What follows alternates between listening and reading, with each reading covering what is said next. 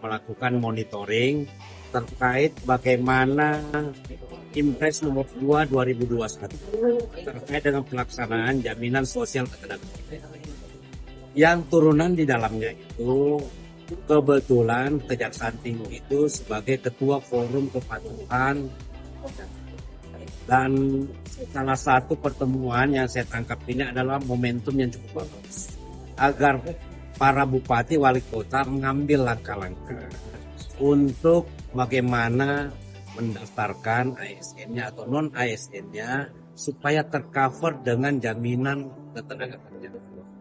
Ini kerja-kerja mulia ya yang kita akan sosialisasikan. Nah, tadi teman-teman para bupati sudah komitmen penuh mendorong bagaimana supaya tingkat pendaftaran ketenagakerjaan kita ini yang baru mencapai 47 di daerah Sulawesi Selatan bisa kita tingkatkan. Masih sekitar 68% target yang kita harus capai. Tapi kalau saya lihat tadi para bupati dan seluruh yang hadir di sini ada optimisme. Kerja ini harus kerja kolaborasi, harus kita saling sinergi agar bagaimana semua program pemerintah, bagaimana dengan cita Bapak Presiden Prabowo dengan pertumbuhan 8% ke depan kita bisa laksanakan.